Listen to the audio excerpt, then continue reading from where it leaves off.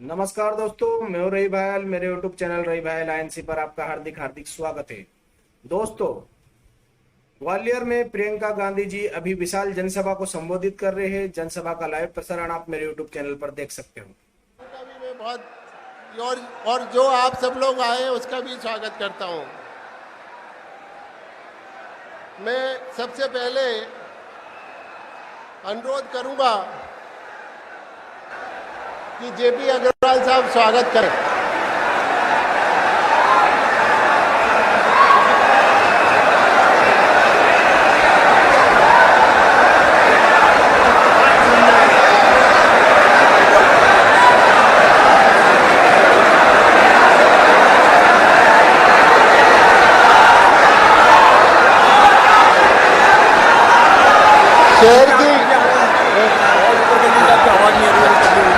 शहर की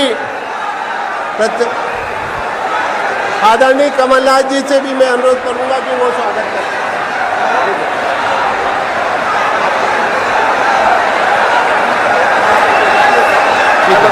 हाँ, जरा प्रियंका गांधी जी आई हैं, जोरदार तालियों से स्वागत करें, जोरदार। और अब जरा नारा लगाए कांग्रेस का, कांग्रेस पार्टी, कांग्रेस पार्टी। ऐसे नहीं, हाथ खड़ा करके, कांग्रेस पार्टी, कांग्रेस पार्टी, प्रियंका गांधी, प्रियंका गांधी। बहुत बहुत धन्यवाद। आप शांति से सुने।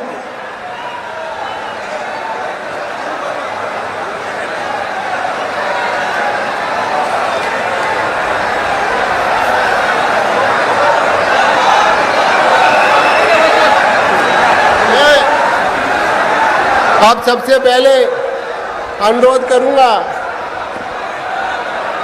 कि राजमणि पटेल साहब, हमारे सांसद महोदय, अपने दो शब्द ग्वालियर की मेयर और मुरैना की मेयर शारदा सोलंकी जी और ग्वालियर की मेयर शोभा शिकरवार जी से अनुरोध करूंगा कि वो स्वागत करें।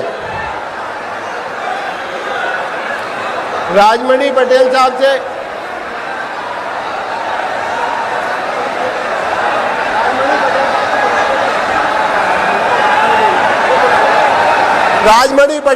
से अनुरोध है कि वो आगे अपने दो शब्द कहें।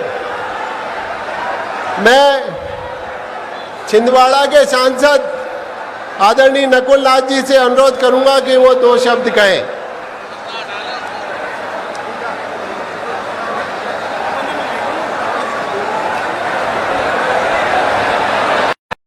हम सबके नेता आदरणीय प्रियंका गांधी जी, हमारे प्रदेश के अध्यक्ष पूर्व मुख्यमंत्री आदरणीय कमलनाथ जी तथा सभी हमारे मंचासीन अतिथिगण, पदाधिकारीगण, मार्गदर्शकगण, नौजवान साथियों एवं देवियों, आज मैं केवल दो बात कहना चाहते हैं। आदरणीय प्रियंका जी को आप सब सुनना चाहते हैं कि इस मुल्क के हालात ठीक नहीं है। किसान ने कहा था कि अब इस मुल्क के बर्बादी के आसार नजर आते हैं, अब इस मुल्क के बर्बादी के आसार नजर आते हैं और दिल्ली की हुकूमत पर बैठे हुए तानाशाह नजर आते हैं, गद्दार नजर आते हैं, गद्दार नजर आते हैं। अरे जब जरूरत पड़ी इस देश को लहू की तो हमने दिया, आपने दिया।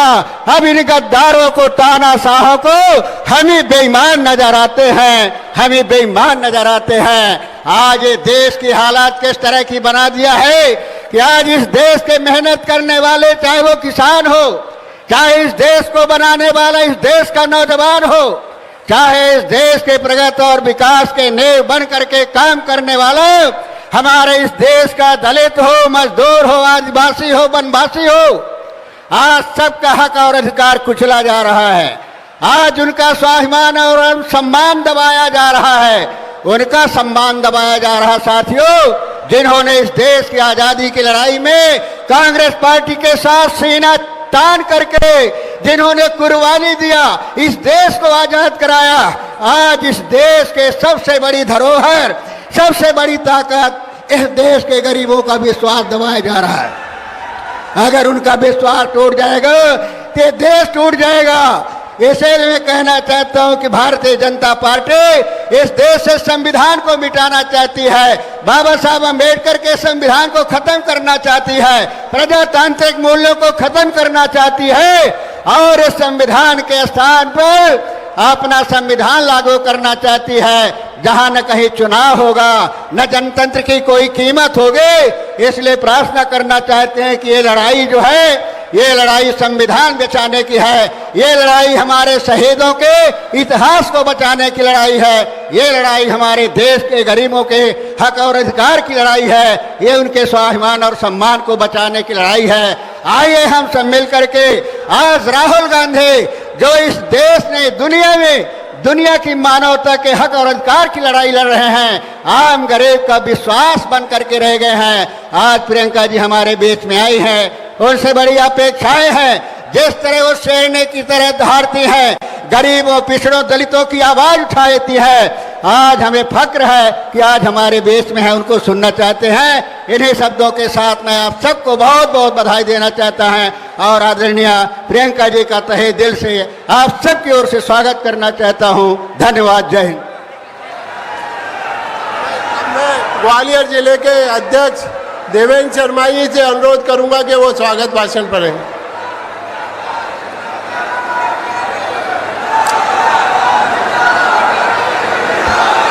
आप लोग थोड़ा सुन लें, सब लोग आयो और प्रियंका जी को सुनने आयो तो थोड़ा सा अब नारे कम करके सुन लें।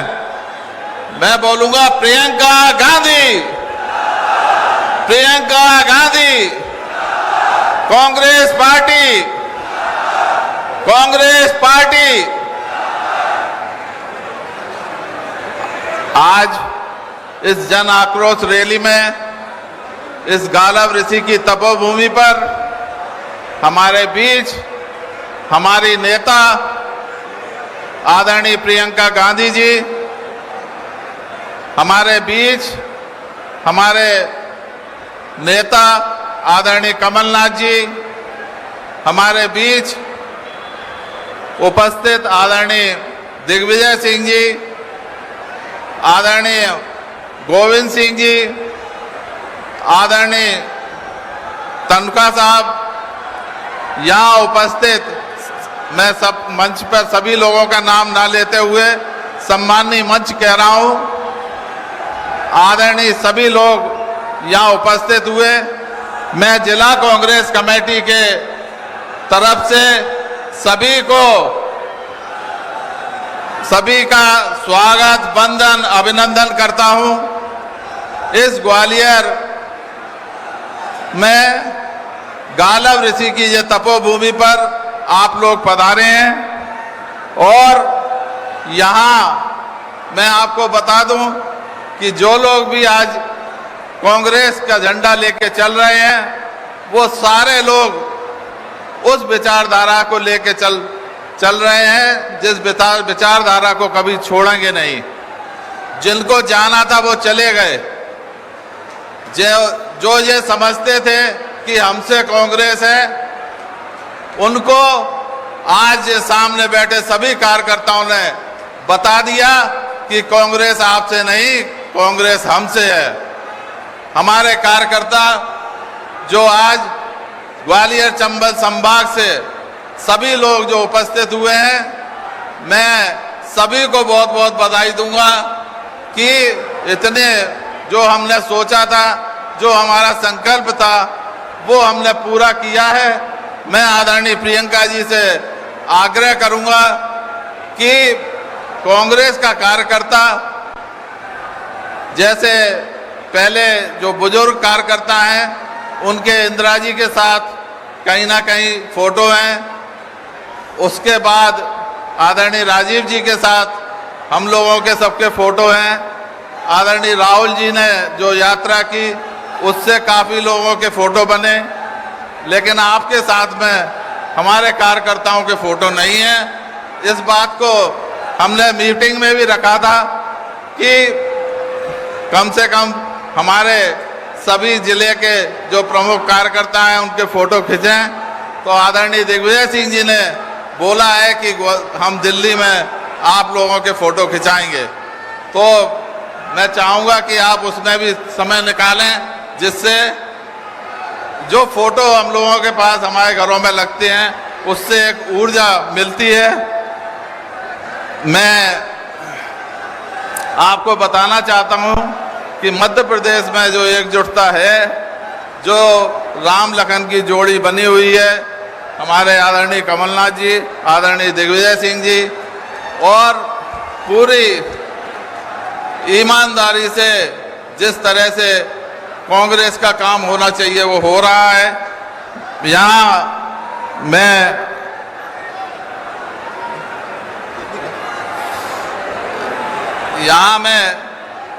ज़्यादा कुछ नहीं कहना चाहता हूँ, क्योंकि आदरणीय प्रियंका जी को सुनने सब लोग इकट्ठे हुए हैं, और जिस तरह से यहाँ गर्मी है उसको देखते हुए मैं भी आपको उसको समझ रहा हूँ दर्द को। मैं इतना ही कह के अपना स्थान ग्रहण करूँगा। धन्यवाद। जय हिंद।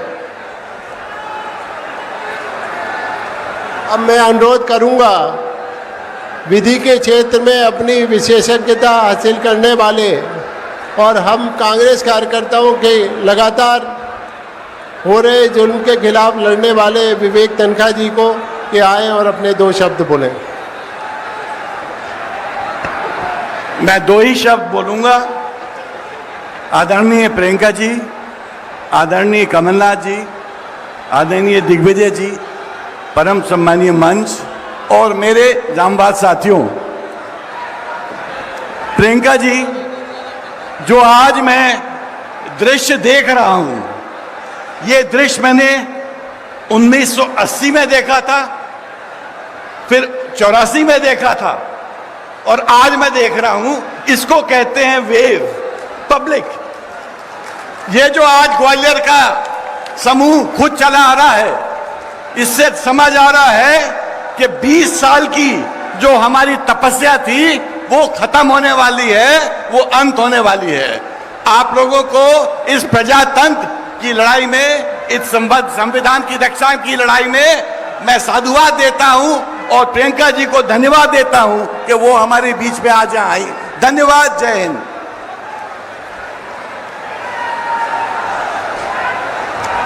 अब मैं अनुरोध करूंगा छिंदवाड़ा के युवा सांसद आदरणीय नकुल नाथ जी से कि वो आके अपना संबोधन दें।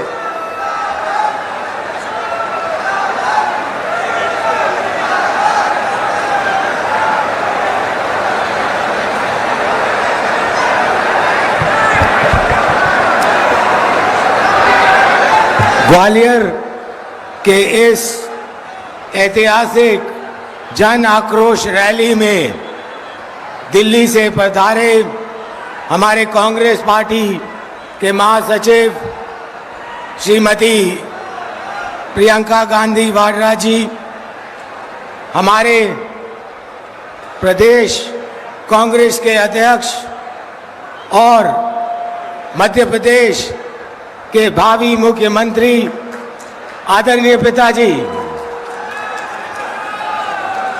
मंच पर उपस्थित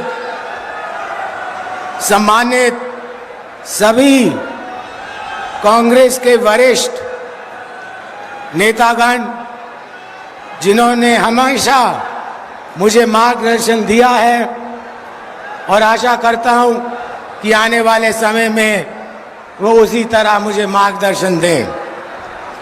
यहाँ इतनी भारी संख्या में उपस्थित मेरे NSUI, युवा कांग्रेस और हर एक दमदार जोरदार कांग्रेस के कार्यकर्ता यहाँ उपस्थित, दूर दराज से आए, ग्वालियर से और अन्य जिले से आए आदरणीय बुजुर्गों, बड़े बुजुर्गों, माताओं और बहनों को मेरा प्रणाम।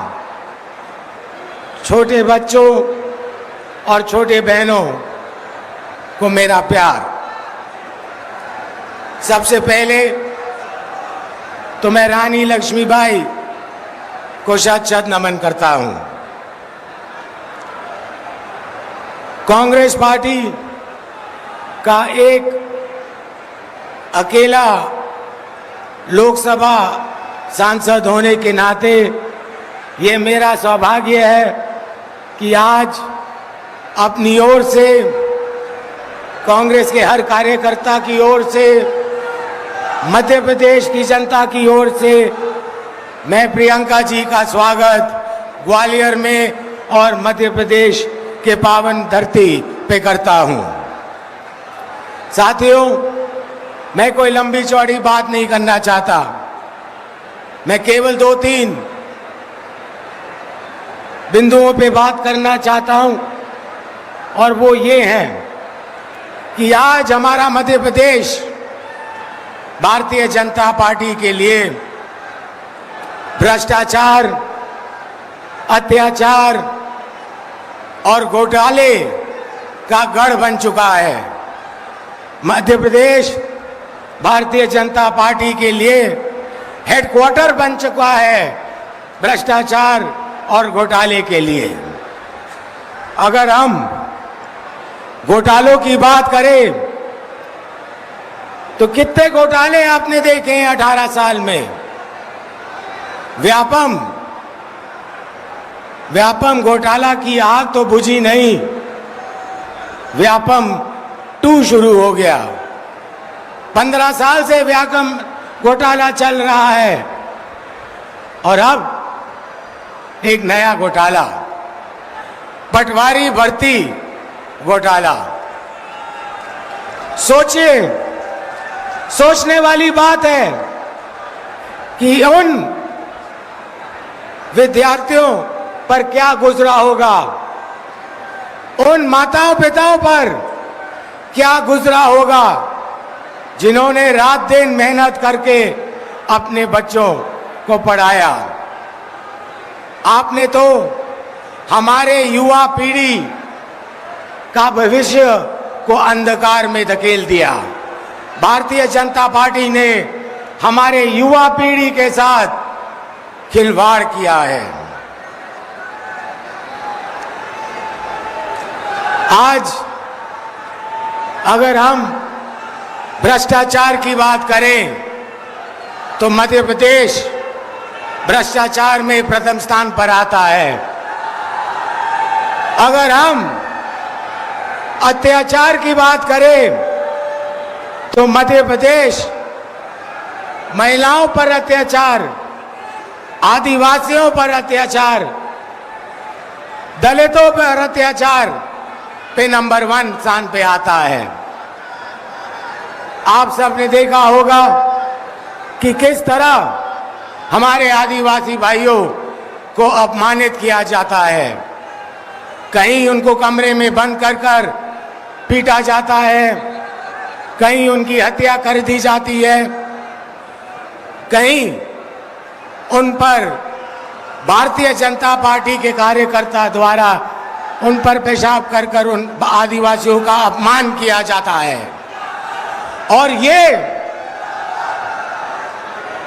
केवल मध्य प्रदेश तक ही सीमित नहीं है। आपने देखा होगा कि कल मणिपुर, जो एक भाजपा शासित प्रदेश है, वहां किस तरह आदिवासी महिलाओं पर अत्याचार किया गया है। साथियों, मैं कोई लंबी चौड़ी बात नहीं करना चाहता। मैं प्रियंका जी से निवेदन करना चाहता हूं, रिक्वेस्ट करना चाहता हूं। प्रियंका जी, मध्य प्रदेश का हर एक कांग्रेस कार्यकर्ता और मैं आपसे निवेदन करना चाहते हैं कि कुछ महीने के लिए आप मध्य प्रदेश को गोद ले लीजिए। आप मध्य प्रदेश को गोद ले लीजिए और मैं मध्य प्रदेश की जनता की ओर से आपको विश्वास दिलाना चाहता हूं कि दुनिया की कोई ताकत कांग्रेस की सरकार मध्य प्रदेश में बनने से, कोई ताकत कांग्रेस की सरकार बनने से नहीं रोक सकती।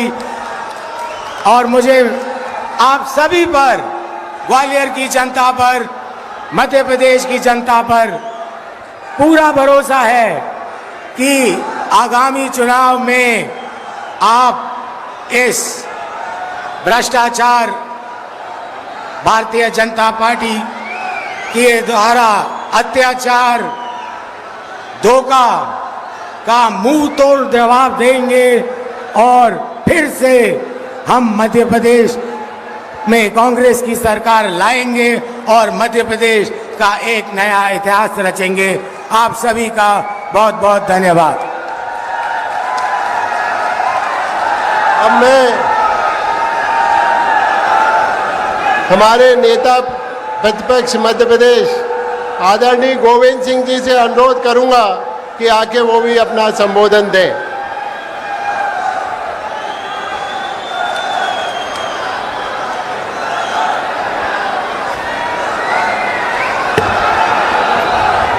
आदरणीय साथियों, आप लोग शांत रहिए। नारे बहुत हो गए, आप लोगों ने मेहनत की, हम धन्यवाद देते हैं, लेकिन आपसे अनुरोध है अब आप नारेबाजी नहीं करेंगे। इतने लोग आपने लगातार 8 दिन से लगे रहे हो, मैं आपको धन्यवाद दूं।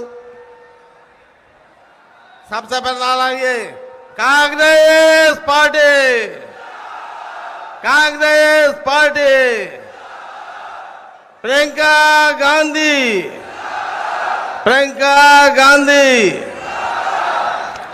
आदरणीय हमारे नेता प्रियंका जी, आदरणीय हमारे प्रभारी मध्य प्रदेश के जयप्रकाश अग्रवाल जी, सम्माननीय कमलनाथ जी, सम्माननीय राजा साहब, मंच पर उपस्थित हमारे सभी सम्माननीय वरिष्ठ और आसपास समस्त 8 जिलों से आए हुए सभी साथियों, देवियों, सज्जनों और नौजवान साथियों,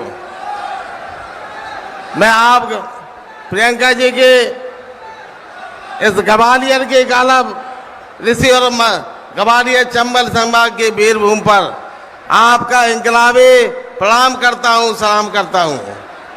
प्रियंका जी लगातार पिछले आजादी महारानी लक्ष्मीबाई ने संघर्ष करते हुए इसी जमीन पर अपने अंतिम सांस ली थी। लक्ष्मीबाई जी ने झांसी से चलकर भिंड के तमाम गांव में केवल उनके पास 70 सिपाही रह गए थे। भिंड जिले के लोगों ने तमाम अपनी फौज में साथ ग्वालियर में आए। ग्वालियर के महाराजा सिंधिया के आग्रह पर यहाँ आई थी। अगर उस समय ग्वालियर खानदान अगर हमारे लक्ष्मीबाई जी का साथ दे देता तो आज से आजादी 100 वर्ष पहले आ गई होती। वही इतिहास गद्दारी का लगातार दोहराया जा रहा है। एक आज फिर 166 वर्ष के बाद इसी खानदान के जिसकी पहुंच माननीय सोनिया जी, राहुल जी के घर में बेझिझक बेधड़क थी, उस व्यक्ति ने कांग्रेस पार्टी और सबको धोखा देकर फिर वही 166 वर्ष के बाद वही गद्दारी का इतिहास दोहराया। आज मैं पूछना चाहता हूं ग्वालियर चंबल संभाग के नागरिकों, आप लोगों की खून पसीने की मेहनत से ग्वालियर की ताकत के बल पर इस इलाके से सरकार बनी थी कांग्रेस की। इस व्यक्ति ने फिर वही अपनी चाल चलकर धोखा देकर, जिसका लगातार खानदानी से 4 इसका गद्दारी का इतिहास रहा है खानदान का। लक्ष्मी विलास के साथ गद्दारी की, 1967 में कांग्रेस पार्टी के साथ गद्दारी की, सरकार तोड़ी, विकास कांग्रेस बनाई और आज फिर जाके अपनी संपत्ति बचाने के लिए, अपने व्यापार धंधे बना के लिए वही व्यक्ति आज फिर अपने साथ गद्दारी करके सरकार को गिराने का काम किया। मैं आदरणीय कमलनाथ जी से अनुरोध करता हूं कि लगातार शिवपुरी, ग्वालियर और उज्जैन की लगभग 30,000 करोड़ की जमीनें और महल, जो मर्जर के बाद आजादी में जो समझौता हुआ था भारत सरकार और सिंधिया राज स्टेट का। और उस समझौते में जो जमीनें, जो भूमि और संपत्तियां सरकार को दी गई थी, जो मध्य प्रदेश सरकार की संपत्ति थी, आज 20,000 करोड़ से ज्यादा संपत्तियां एक परिवार ने हड़प ली हैं। मैं आपसे अनुरोध करता हूं, जब आपके नेतृत्व में जब सरकार में लगी तो जिसके जिस सरकार जांच है पूरी जांच कराई जाए। और जहां जहां मध्य प्रदेश में भारतीय जनता पार्टी के लोगों ने जमीनें हड़पी हैं, मैं कहना चाहता हूं सरकार पूरी तरह से शिवराज सिंह कुर्सी जबक मुख्यमंत्री है। रुक जाओ आप बीच में, शिवराज सिंह कुर्सी पर जबकन मुख्यमंत्री है। आप यहाँ जमीन जो महल में नहीं थी उसका मुआवजा देने का काम सरकार दबाव करा रही है। करोड़ों रुपए आप लोगों का खून पसीने का पैसा एक परिवार में जा रहा है। हम आपसे कहना चाहते हैं, ग्वालियर चंबल संभाग की लड़ाई आपको लड़ना है। आप लोगों के दम पर इस खानदान ने जो अत्याचार अन्याय किए हैं, आजादी के समय जिन लोगों ने स्वतंत्रता संग्राम में साथ दिया था, उनके फांसी पे तोप के गोलों से उड़वाया गया था। उनका बदला लेने का समय है। यह वीरभूमि अन्याय के खिलाफ लड़ती है, अन्याय के खिलाफ बदला लेती है। अब समय आ गया है। नवंबर दिसंबर में 2023 में आप पूरे साथ के साथ इंकलाब होकर पूरी ताकत के साथ इस परिवार को सबक सिखा दें। इस परिवार में, इस जमीन में बता दें इसकी औकात क्या है, हैसियत क्या है। यही आपसे हम विनय करते हैं। बहादुर साथियों, आप लोगों ने जो बड़ी सैलाब के साथ प्रियंका जी के स्वागत में इकट्ठे हुए हो, मैं आप सबके भूर भूर प्रशंसा करता हूं। आप सबको बहुत बहुत बधाई अभिनंदन करता हूं कि आपकी ताकत के दम पर ही हम मध्य प्रदेश में कांग्रेस की सरकार बनाएंगे और अपने मुखिया कमलनाथ जी को नेतृत्व सौंपेंगे। बहुत बहुत धन्यवाद। जय हिंद, जय इंकलाब।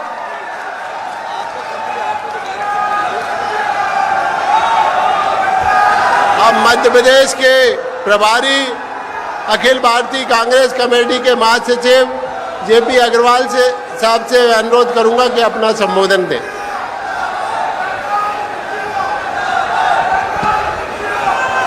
यहाँ उपस्थित साथियों, मैं अपनी बात कहूं इससे पहले मैं आपकी आवाज सुनना चाहता हूं। कांग्रेस पार्टी, पता नहीं लगा इतने आदमी यहाँ हैं, जरा मेरी आवाज से ज्यादा तेज बोलो। Congress party, Congress party, Priyanka Gandhi, Priyanka Gandhi.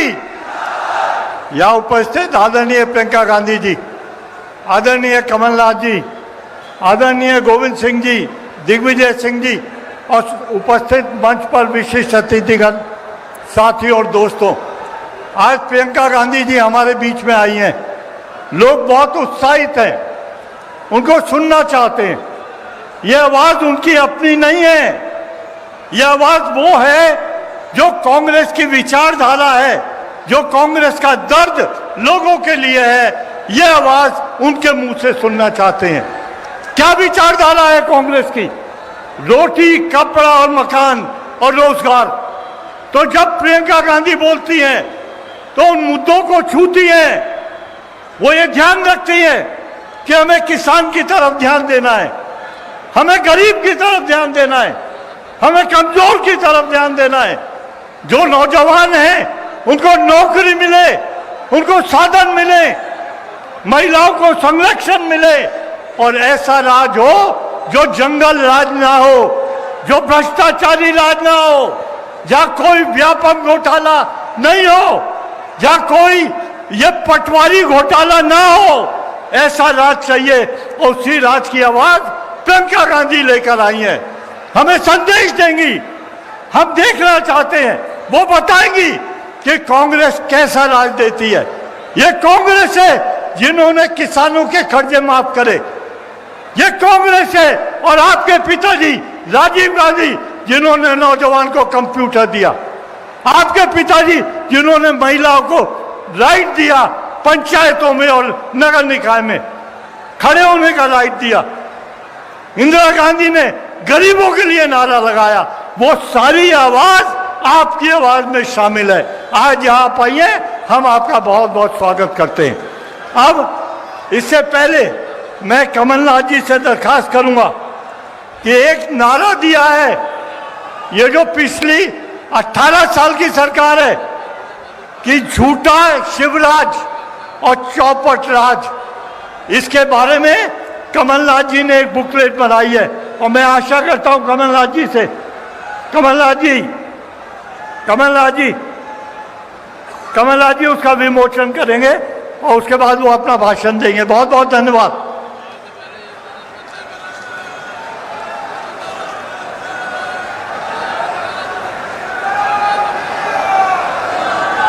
अब पिछले लगातार 20 सालों से केवल 15 महीने हमारी सरकार रही है। वो सरकार वोटों की सरकार थी और अब जो मध्य प्रदेश में सरकार है वो नोटों की और भ्रष्टाचार की सरकार है। अब मैं आमंत्रित करता हूं मध्य प्रदेश के पूर्व मुख्यमंत्री और हम सबके नेता आदरणीय कमलनाथ जी को कि वो आके अपना संबोधन दें।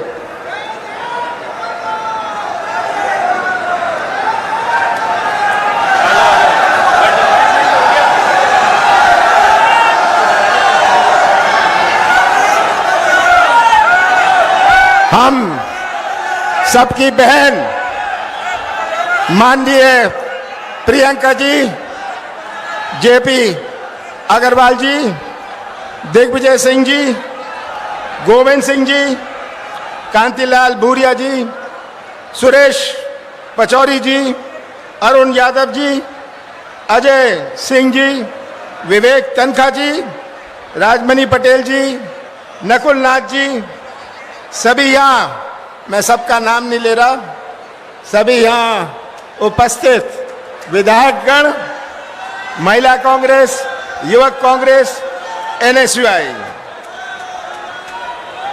सभी यहाँ उपस्थित ग्वालियर चंबल क्षेत्र के प्यारे भाइयों बहनों और ये अति उत्साहित नौजवानों, ग्वालियर चंबल में आकर मैं आप सबको प्रणाम करता हूं। इतनी बड़ी तादाद में आके आपने कांग्रेस को बल और शक्ति दी, मुझे बल और शक्ति दी। आप सबका बहुत बहुत धन्यवाद। सबसे पहले मैं क्रांतिकारियों और देशभक्तों की पवित्र भूमि ग्वालियर चंबल को प्रणाम करता हूं। झांसी की रानी लक्ष्मीबाई का प्रणाम करता हूं। ग्वालियर चंबल अंचल के शाहिद सैनिकों का मैं प्रणाम करता हूं। आप सभी को मैं प्रणाम करता हूं। ग्वालियर चंबल के लोगों का स्वभाव है कि वे अन्याय नहीं सहते और अन्याय पर पलटवार करते हैं। सही बात है, अन्याय पर पलटवार करते हैं, गलत को गलत और सही को सही। आज प्रदेश का हर वर्ग आक्रोशित है। मैं महाराजा नहीं हूं। क्या नहीं हूं? मैं महाराजा नहीं हूं। जो शिवराज सिंह जी कहते हैं कि मैं मामा हूं, मैं मामा नहीं हूं। शिवराज सिंह जी कहते हैं मैं किसान का बेटा हूं, मैं किसान का बेटा नहीं हूं। मैं एक साधारण व्यक्ति हूं, आप सबका भाई हूं। 18 साल भाजपा की सरकार ने आज हर वर्ग को परेशान कर रखा है। आज मध्य प्रदेश का हर आदमी छला हुआ महसूस कर रहा है। भाजपा की सरकार ने झूठ की राजधानी बनाई हुई है। पूरे देश की राजधानी मध्य प्रदेश की। कौन सा झूठ नहीं बोलते? हमारे किसानों को झूठ बोला, नौजवानों को झूठ बोला, माता और बहनों को झूठ बोला, मां नर्मदा को झूठ बोला, नौजवानों को झूठ बोला। और आदिवासियों को झूठ बोला, हमारे पिछड़ा वर्ग को झूठ बोला। किसको इन्होंने झूठ नहीं बोला, मैं तो ये पूछना चाहता हूं। दलितों को झूठ बोला, महिलाओं को झूठ बोला और गौ माता को झूठ बोला। ये पूरी तस्वीर आप सबके सामने है। शिवराज सिंह जी ने पिछले 18 साल में झूठ का पहाड़ खड़ा कर दिया है। आज झूठ की मशीन है, झूठ की मशीन है, घोटाले की मशीन है, भाषण की मशीन है, घोषणाओं की मशीन है। 4 महीने बचे हैं चुनाव में, ये मशीन अब डबल स्पीड पर चल रही है। ये मशीन जो घोटालों की घोषणाओं की मशीन डबल स्पीड पर चल रही है। 4 महीने बचे हैं चुनाव में। इस चुनाव का क्या मतलब है? ये चुनाव केवल एक उम्मीदवार का नहीं है, ये चुनाव केवल एक पार्टी का नहीं है, ये चुनाव मध्य प्रदेश का भविष्य तय करेगा। ये नौजवान जो खड़े हैं इनका भविष्य तय करेगा। आज इन नौजवानों को देख के बड़ी बेचैनी होती है। यही नौजवान जो मध्य प्रदेश का निर्माण करेंगे भविष्य में, अगर इनका भविष्य अंधेरे में रहा तो कैसा निर्माण होगा हमारे मध्य प्रदेश में। हमारे नौजवानों का असुरक्षित भविष्य आज उनके सामने है। माता और बहनों ने कितने प्यार से पाला पोसा है और आज का नौजवान भटक रहा है। 18 साल भारतीय जनता पार्टी की सरकार रही, उन्होंने दिया क्या? मैं तो पूछता हूं उन्होंने दिया क्या? नौजवान बिना काम के, हमारा किसान बिना दाम के। शिवराज जी, आप किस काम के? आपने तो सबसे भ्रष्ट प्रदेश में मध्य प्रदेश को देश भर में बनाया। भ्रष्टाचार का क्या बताऊं, आप मुझे बताइए। ये पैसे दो काम लो, सच है ये? पैसे दो काम लो।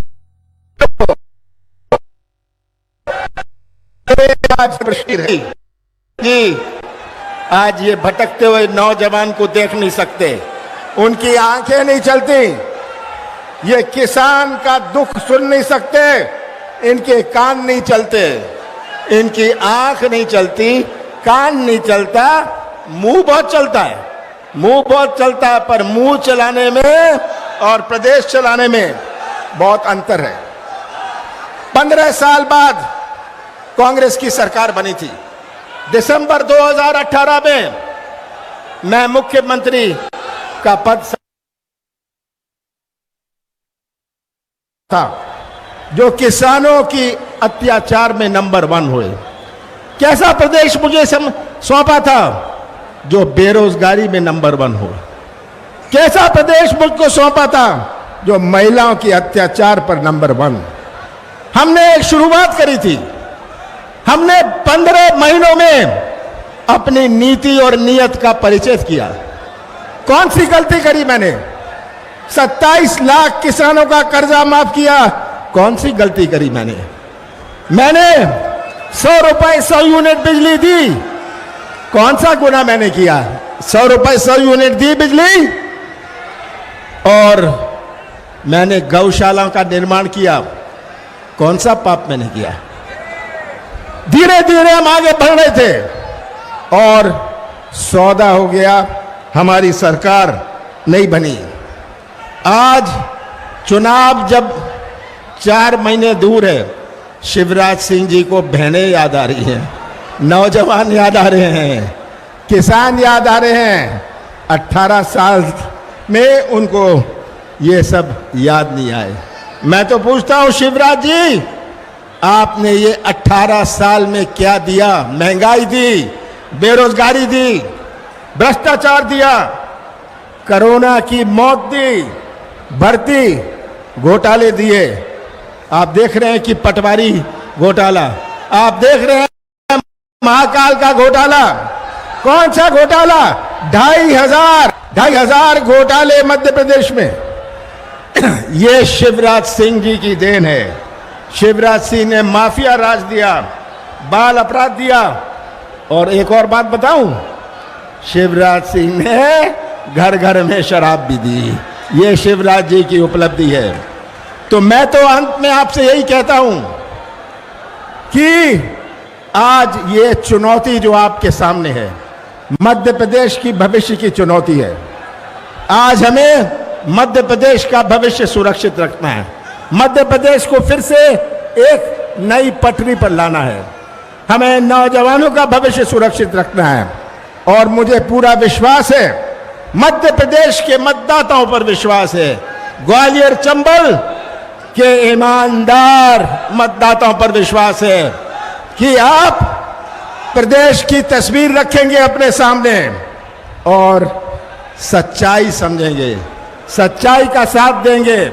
आपने सच्चाई का साथ दिया तो हम मध्य प्रदेश का भविष्य सुरक्षित रख पाएंगे।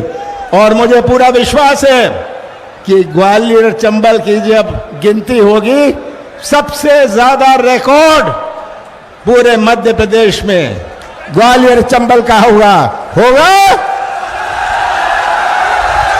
मुझे ये पूरा विश्वास है। ग्वालियर चंबल के खून पर विश्वास है, आपकी संस्कृति पर विश्वास है। आप सबका बहुत बहुत धन्यवाद।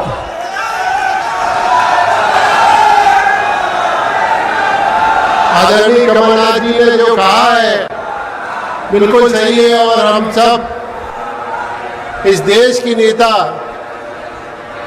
युवाओं की धड़कन आदरणीय श्रीमती प्रियंका गांधी जी को विश्वास दिलाते हैं कि ग्वालियर चंबल संभाग की धरती कभी भी ऐसे लोगों को बर्दाश्त नहीं करती है जो धोखा दे।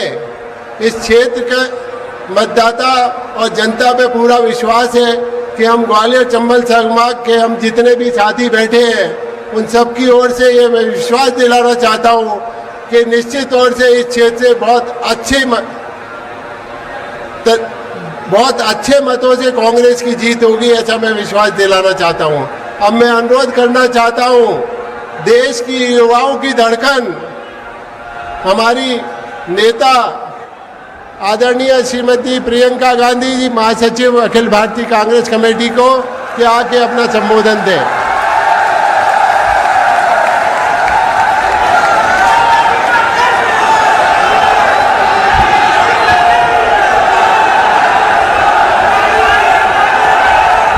बहुत इंतजार कराया आपको।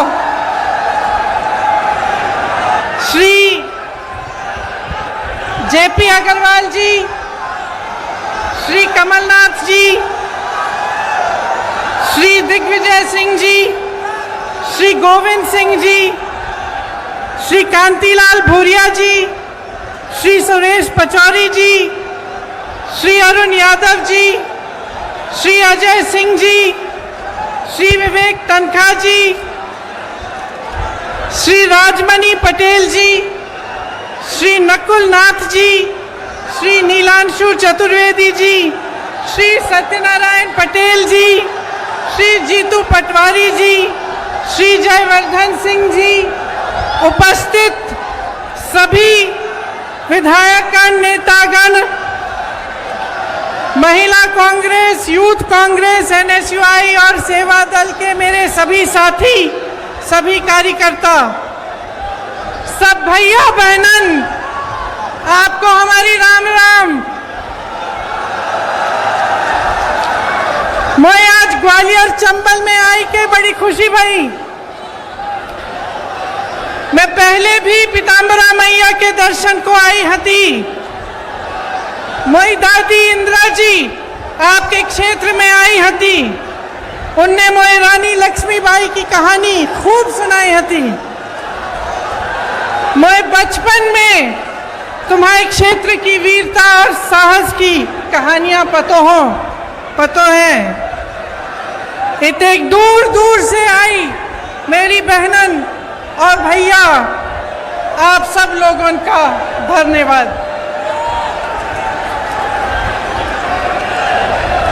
देखिए, मैं यहाँ ग्वालियर आ रही थी तो मेरे साथियों ने, कई साथियों ने मुझे मुद्दे भेजे कि कौन कौन से मुद्दे हैं जो ग्वालियर में, मध्य प्रदेश में महत्वपूर्ण है और मुझे भाषण में क्या क्या कहना चाहिए। जब मैं उन मुद्दों को पढ़ रही थी, उन सुझावों को पढ़ रही थी, तो मुझे लगा कि ज़्यादातर नकारात्मक बातें थी और मेरे मन में ये बात आई कि क्या हमारी राजनीति आज सिर्फ आरोप और प्रत्यारोप में फंस गई है? क्या इससे आगे भी कोई राजनीति हो सकती है? इससे बढ़कर भी हम कुछ ऐसी बातें कर सकते हैं जो जनता की मतलब की बातें हों। देखिए, भारतीय राजनीति की नींव स्वतंत्रता के आंदोलन से में ढली थी। स्वतंत्रता का जो हमारा आंदोलन था उसे सत्याग्रह का नाम दिया गया था। तो सत्य की लड़ाई थी। तो हमारी पूरी राजनीति की जो नींव है वो उसी लड़ाई में है, तभी डली। तो हमारी एक परंपरा रही है हमारे देश की कि हम नेताओं में सभ्यता, सरलता, सादगी और सच्चाई ढूंढते हैं। हम चाहते हैं कि ऐसे नेता हो जिनमें ये स्वभाव हो और इसी के आधार पर दर्शकों के लिए हमारी राजनीति चली। लेकिन आज परिस्थितियां बदल गई हैं। आरोप प्रत्यारोप, एक दूसरे की बुराई, हम मंच पे आते हैं, आपको गिनवा देते हैं कि इनके क्या गुण हैं और अवगुण हैं, वो हमारे गिनवा देते हैं। और मुझे अक्सर लगता है कि इस बीच जो जनता के असली मुद्दे हैं वो डूब जाते हैं। आजकल शोहरत, बड़े बड़े बिजनेस वालों को देश की संपत्ति सौंपने की राजनीति, अहंकार की राजनीति चलती है। मैं भी जब यूपी गई तो मेरे साथियों ने बोला, दीदी बड़ी गाड़ी में बैठो। मैंने कहा क्यों? कहते भोकाल होना चाहिए। तो आजकल भोकाल की राजनीति है, शान शोहरत की राजनीति है और कहीं पे बीच में जो जनता की समस्याएं हैं, जो सत्य है इस देश का, वो डूब रहा है। यहाँ खड़े होकर ये कहना बहुत आसान है, दूसरों की आलोचना करना बहुत आसान है। आखिर राजनीतिक सभ्यता को कायम रखने की सबसे बड़ी जिम्मेदारी किसकी होती है? प्रधानमंत्री की ही होती है। लेकिन 2 दिनों पहले की बात है, विपक्ष की बहुत बड़ी मीटिंग हुई। तमाम विपक्षी दल के बड़े बड़े वरिष्ठ नेता आए। उसी दिन या अगले दिन प्रधानमंत्री जी का एक बयान आया और इस बयान में उन्होंने कहा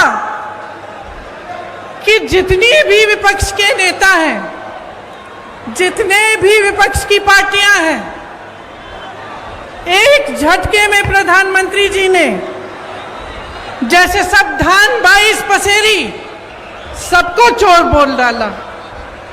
इतने वरिष्ठ नेता, अपने अपने प्रदेशों के प्रतिनिधि, बड़ी बड़ी पार्टियों के नेता, जिन्होंने आजीवन देश के लिए संघर्ष किया, जिनका देश प्रदेश में आदर है, जो जनता के मुद्दे उठा कर आगे बढ़े राजनीति में, उनका इस तरह का अपमान प्रधानमंत्री जी ने खुद कर दिया। और दूसरी तरफ देखिए मणिपुर में 2 महीनों से पूरा प्रदेश जल रहा है, घरों में आग लगाई जा रही है, मार काट हो रही है आपस में, महिलाओं के साथ भयावह अत्याचार हो रहा है, बच्चों के सर पर छत नहीं रहे और हमारे प्रधानमंत्री जी ने 77 दिन के लिए कोई बयान ही नहीं दिया इस पे। वहां पे एक्शन लेना छोड़िए, एक लफ्ज नहीं कहा। कल मजबूरी में, क्योंकि एक इतना भयावह वीडियो वायरल हुआ कि वो फिर चुप नहीं रह पाए, तो मजबूरी में कल एक बयान दिया, उन्होंने एक वाक्य बोला और उस वाक्य में भी राजनीति घोल दी। उस वाक्य में भी उन्होंने उन प्रदेशों का नाम ले लिया जिसमें विपक्ष की सरकार है। तो मैं आपसे पूछना चाहती हूं कि ये जन आक्रोश लिखा है, ये जन आक्रोश किस बात का? ये जन आक्रोश आपके ही मुद्दों पर है कि नहीं है? और यहां खड़े होकर मैं भी इस 30 मिनट के भाषण में 10 मिनट प्रधानमंत्री जी की आलोचना कर सकती हूं। 10 मिनट के लिए मैं ये कह सकती हूं कि कितनी घोषणाएं, नकली घोषणाएं की, कितने घोटाले किए, कितने नाटक करते हैं शिवराज जी। और मैं 10 मिनट के लिए सिंधिया जी के बारे में भी बोल सकती हूं कि किस तरह से अचानक उनकी विचारधारा ही पलट गई। लेकिन आज मैं यहाँ आपका ध्यान भटकाने के लिए नहीं आई हूं, मैं आपके मुद्दों पर बात करने आई हूं। और आज जो सबसे बड़ा मुद्दा है आपका, मैं जानती हूं क्या है, महंगाई का मुद्दा है। सबसे बड़ा मुद्दा आज महंगाई है। और मैं सिर्फ सब्जी, फल, आटा, गेहूं, इस सब की मैं महंगाई नहीं कह रही हूं। ये तो है ही, जब टमाटर 150 रुपए में आप खरीद नहीं सकते तो ये तो है ही। लेकिन इस महंगाई से किस तरह आपकी कमर तोड़ी जा रही है उसकी बात कर रही हूँ। मैं वो बात कर रही हूँ कि जब घर में इतनी बारिश हो रही है, आजकल छत से कुछ पानी गिर रहा है, आपको मरम्मत करवानी है, वो मरम्मत महंगी हो गई है। आपको किसी के घर जाना है, कुछ ले जाना है उनके लिए, वो खरीदना मुश्किल हो गया है। आपके बच्चों की फीस भरना मुश्किल हो गया है। इतनी बारिश में जो बच्चे स्कूल पाठशाला तक जा रहे हैं उनके लिए छाता खरीदना मुश्किल हो गया है। आपके पूरे जीवन पर एक बहुत बड़ा बोझ बन गई है ये महंगाई। तो ये सिर्फ टमाटर के भाव की बात नहीं है, ये बात आपके जीवन की है कि किस तरह आप गुजारा कर पा रहे हैं, मैं समझ नहीं पा रही हूँ। मेरी बहनें यहाँ बैठी हैं, सबसे बड़ा बोझ इन पर है। समाज का बोझ, महंगाई का बोझ मेरी बहनें उठाती हैं सबसे ज्यादा। आज रसोई के लिए सामान खरीदना है, तेल खरीदनी है, वो भी नहीं मिलती। गैस का सिलेंडर मिलता तो था, उसमें गैस भरना ही मुश्किल हो गया है। आज आपको खरीदने जाना है तो 1000 रुपए से कम नहीं मिल रहा। बच्चों की परवरिश कैसे होगी? सुबह उठ के आप अगले दिन का सामना कैसे करते हैं? कोई बीमार पड़ जाता है तो घबराहट उनकी भी होती है और इस बात की भी होती है कि मैं दवाई कहाँ से खरीद के लाऊं। घर पे बीमार पड़ा है लेकिन दुकान जाकर इतनी महंगाई है कि दवाई ही नहीं मिलेगी, मैं क्या करूं? आज ये है आपकी परिस्थितियां।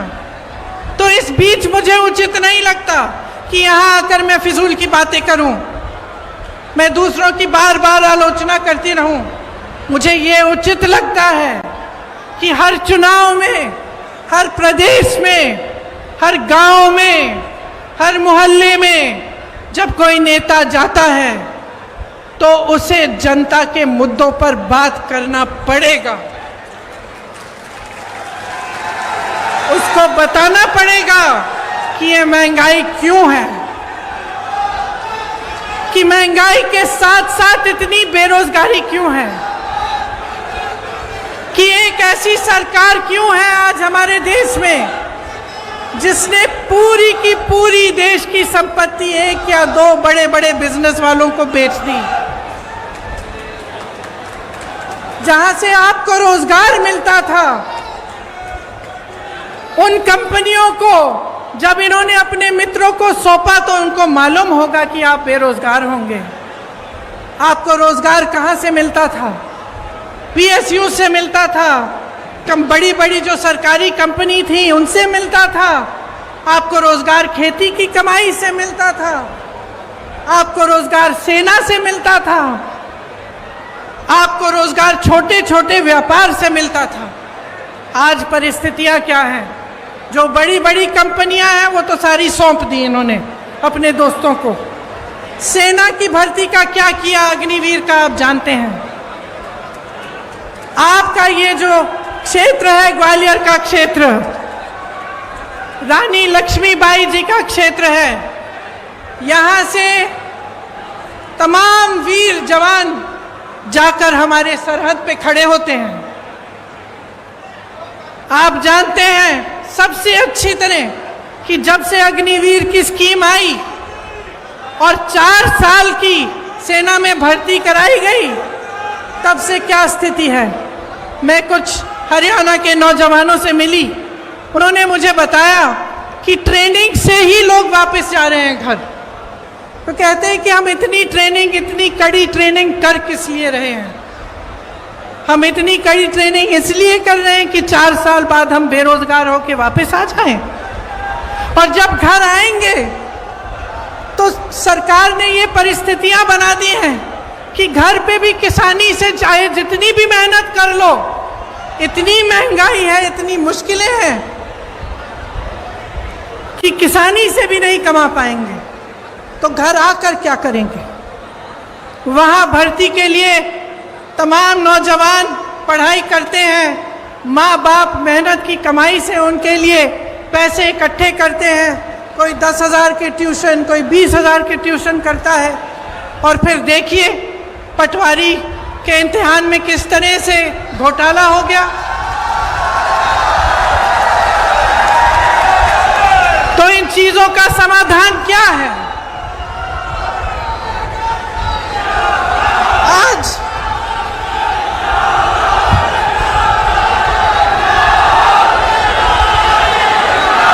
शर्म की बात है, शर्म की बात है कि सिर्फ मात्र सरकारी जो नौकरियां हैं मात्र 21 दी गई हैं पिछले 3 सालों में। 2018 में जब हमारी सरकार बनी थी तब इन्होंने सरकार गिराई। उससे पहले इनकी सरकार 10 सालों से चल रही थी, उससे ज्यादा। आज 18 सालों से इनकी सरकार है और ये परिस्थितियां हैं। तो चुनाव के पहले ये कहने का क्या फायदा है कि हम फलां स्कीम बनाएंगे, हम महिलाओं को कुछ देंगे, हम नौजवानों को रोजगार देंगे। क्या फायदा है? 18 साल से तो आप सरकार में रहे हैं, तब तो आपने कुछ दिया नहीं।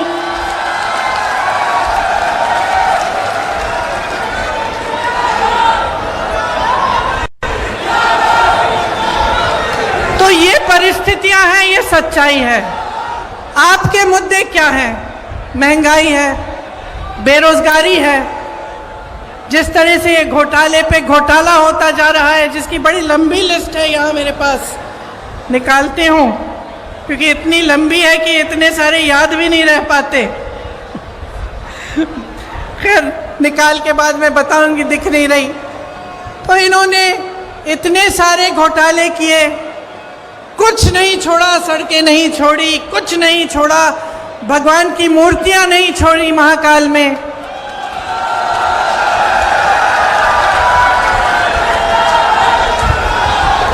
देखिए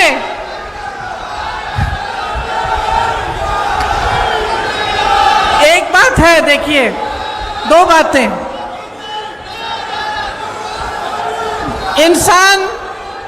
इंसान की जो नींव होती है ना, उसी तरह की नियत होती है, और उसी तरह से जो सरकार होती है उसकी जो नींव होती है उसी तरह की नियत होती है। ये जो सरकार इन्होंने हमारी सरकार गिरा के बनाई, इसकी नींव ही गलत थी। पैसों से खरीदी सरकार है। तो इसकी नीयत, इसका नतीजा क्या है कि इसकी नीयत ही खराब है। शुरू से सिर्फ लूट, सिर्फ घोटाले में ध्यान रहा है। ऊपर से 18 साल से सरकार चली आ रही है। अब आप बताइए, 18 सालों के लिए जिसके पास सत्ता होती है उसको क्या होता है?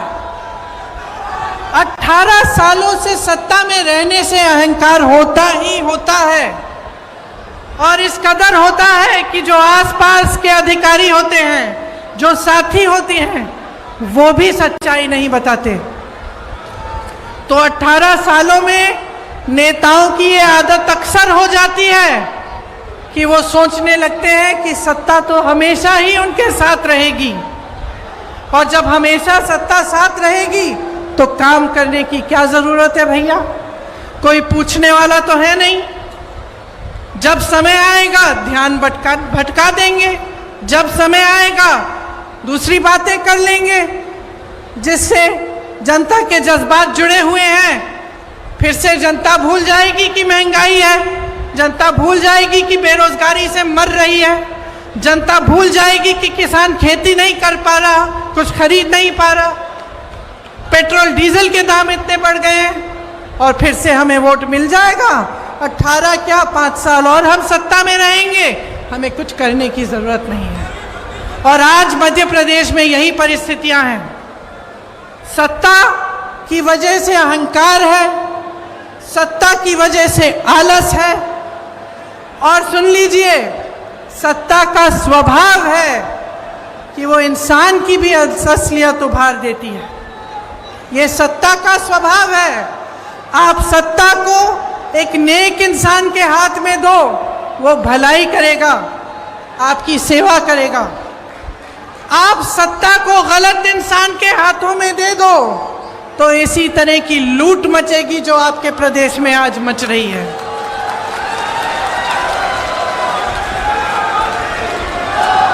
महंगाई, बेरोजगारी से समाज में तनाव बढ़ता है। जब समाज में तनाव बढ़ता है तो अत्याचार बढ़ते हैं, और अत्याचार हमेशा उन्हीं पर होते हैं जो ज़्यादा कमज़ोर हैं। आप सब ने देखा कि आदिवासियों के साथ किस तरह की हरकतें की जा रही हैं। आपने देखा कि इनके शासनकाल में दलितों के साथ कितने अत्याचार हो रहे हैं। महिलाओं की तो हम बात ही ना करें, हर रोज़ बलात्कार होता है। एक तरफ आपके अखबारों में बड़े बड़े इश्तिहार हैं इनकी सरकार के, और दूसरी तरफ ये खबरें कि किसी भाजपा के नेता के बेटे ने किसी के बलात्कार किया है, उसका आरोपी है, या फिर किसी महिला की छेड़छाड़ की है। तो ये परिस्थितियां हैं। अब आपको समझाना जरूरी भी है, लेकिन मैं जानती हूं कि सबसे ज्यादा विवेक जनता में होता है, सबसे ज्यादा। और मेरी समझ यह है कि जनता कभी गलत निर्णय नहीं लेती। जो भी निर्णय है उसका आदर लोकतंत्र को करना पड़ता है। तो अब समय आ गया है कि आप अपने लिए, अपने भविष्य के लिए एक बहुत बड़ा निर्णय करने वाले हैं। यह निर्णय क्या है कि अगले 5 सालों में क्या आप यही चाहते हैं जो आपने पिछले 5 सालों में देखा? और इस विषय में मैं आपसे पूछना चाहती हूं, मेरे नौजवान भाई बहन, बताइए आप में से कितनों को रोजगार मिला है?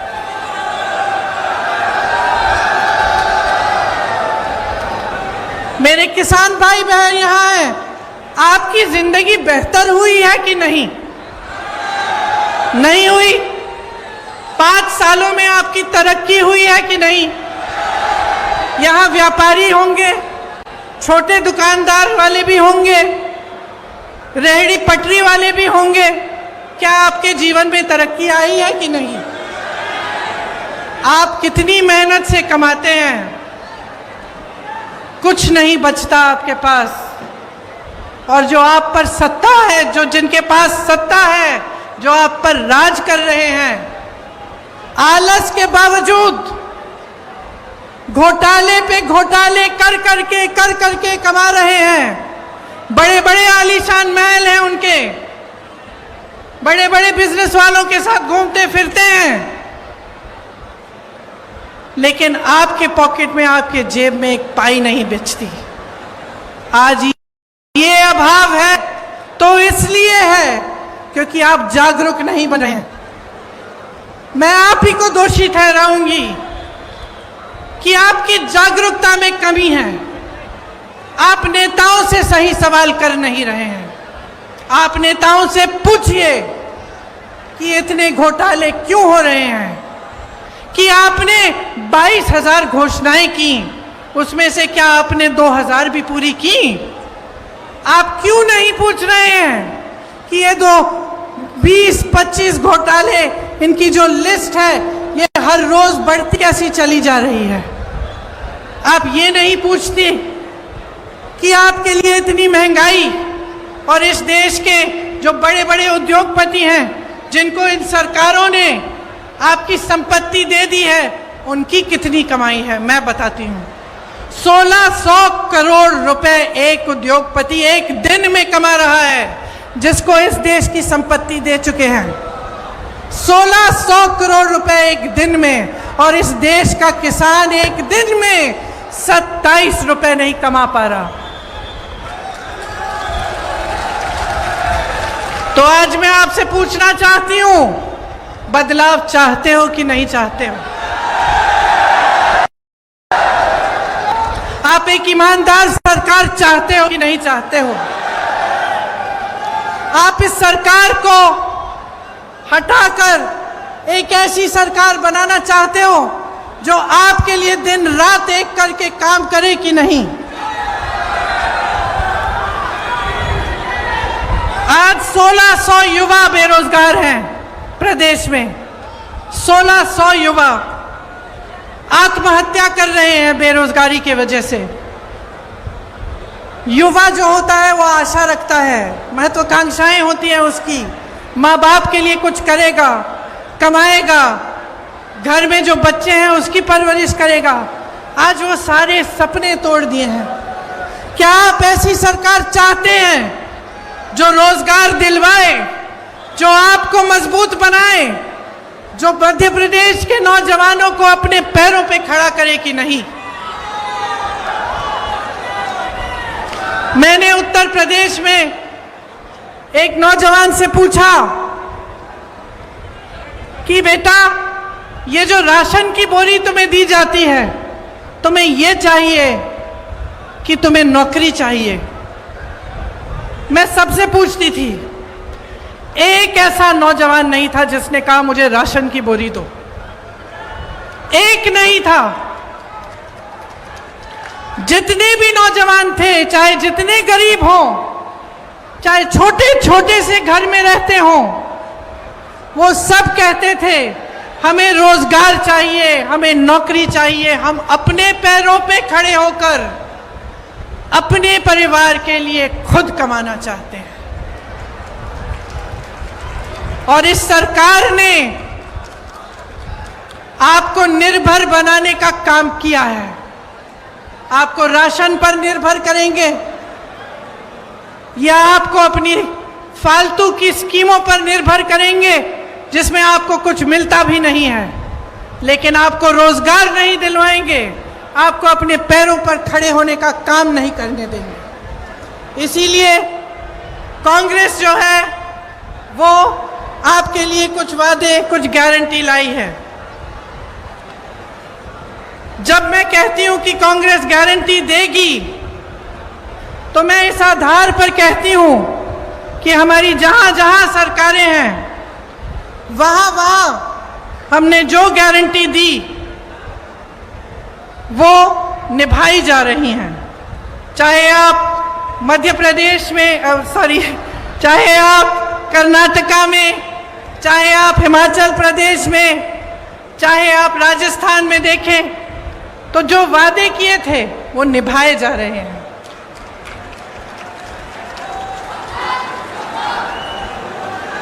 राजस्थान में, छत्तीसगढ़ में, हिमाचल प्रदेश में पुरानी पेंशन की स्कीम लागू है।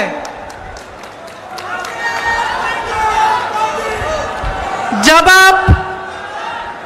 आप सरकारी नौकरी लेने जाते हैं तो उसमें सबसे बड़ी चीज क्या होती है?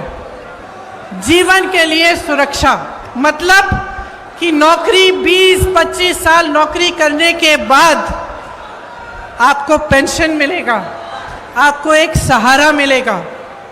वो सहारा आज नहीं मिलता सरकारी कर्मचारियों को।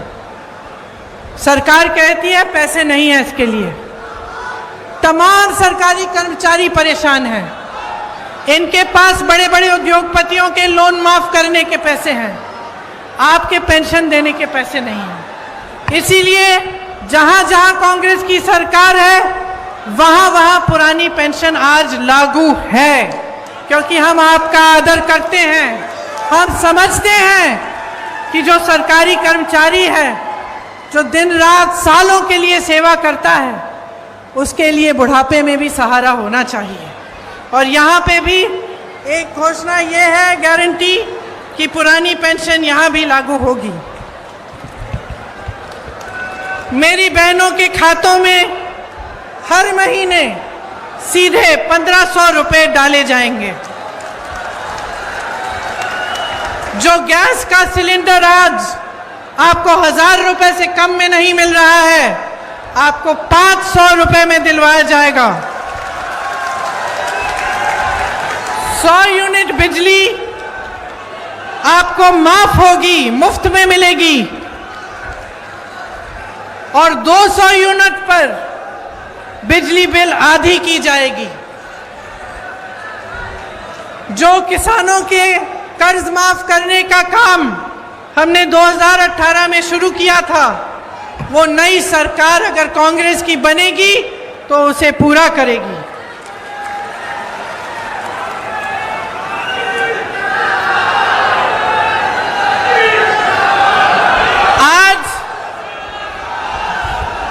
आज छत्तीसगढ़ में कांग्रेस की सरकार है, 2600 रुपए धान मिल रहा है।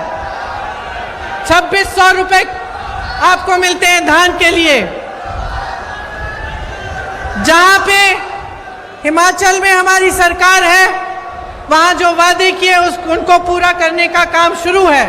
कर्नाटका में कहा था कि महिलाओं को बस में यात्रा मुफ्त में मिलेगी, आज महिलाएं मुफ्त में यात्रा कर रही हैं। तो इस बार मध्य प्रदेश में मुझे लगता है कि प्रचंड बदलाव की लहर है। और मैं आपसे आग्रह करती हूं कि प्रचंड बहुमत से आप इस बार कांग्रेस को जिताइए। एक ऐसी मजबूत सरकार बनाइए जो न खरीदी जा सके न गिराई जा सके, जो 5 सालों के लिए दिन रात आपके लिए काम करे और आपके ही भविष्य को मजबूत बनाए।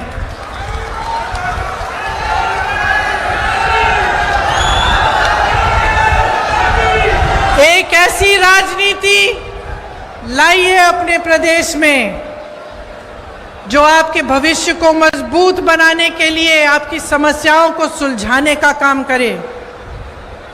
आपकी जितनी भी छोटी छोटी समस्याएं हैं और जितनी बड़ी समस्याओं से आप जूझ रहे हैं, उनको सुलझाने का काम पहले दिन से शुरू होना चाहिए। और कमलनाथ जी से मैं अपनी तरफ से एक छोटी सी मांग अपनी तरफ से भी करना चाहती हूँ। अभी रास्ते में मैं यहाँ आ रही थी तो कुछ मुझे दिव्यांग लोग मिले। उन्होंने कहा कि उनका पेंशन सिर्फ मात्र 600 रुपए है। तो मैं आपसे आग्रह करती हूँ कि आपकी जब सरकार बनेगी तो उनका पेंशन भी ज़रूर बढ़ाइएगा।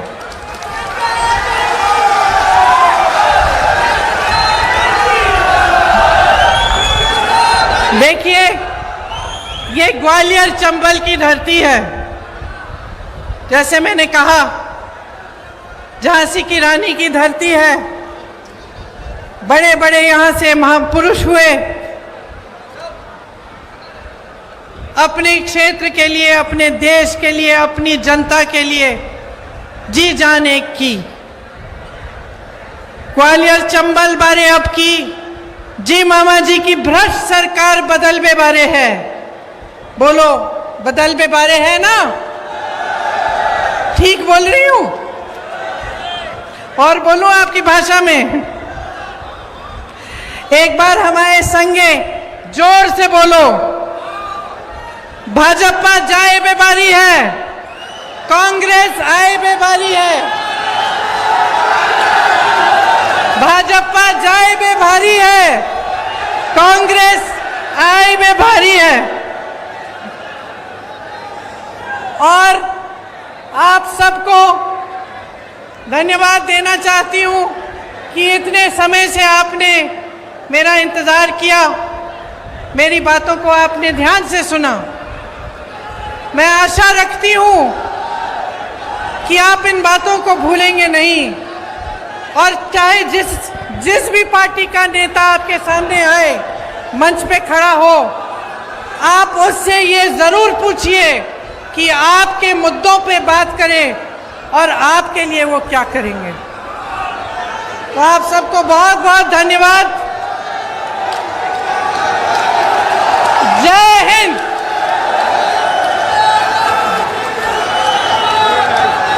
मैं आभार के लिए ग्वालियर ग्रामीण के जिलाध्यक्ष प्रभुदयाल जौहरे से अनुरोध करूंगा कि आभार प्रकट।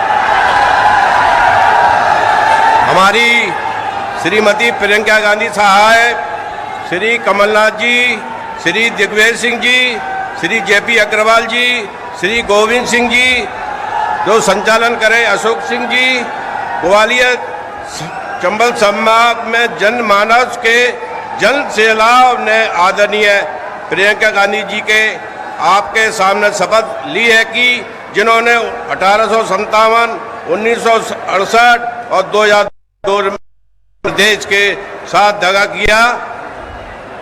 बहुत बहुत धन्यवाद। आप सब लोग आए। Congress party, Congress party. कांग्रेस सेवा दल के जो हमारे साथी हैं, वो गेट पे जो पत्र आपको दिया गया हैंडबिल है, वो सभी हमारे आगंतुक मेहमानों को वहां पर गेट पर देंगे। ये कांग्रेस सेवा दल के जो हमारे सिपाही हैं, ये मंच के जो बाईं ओर हैं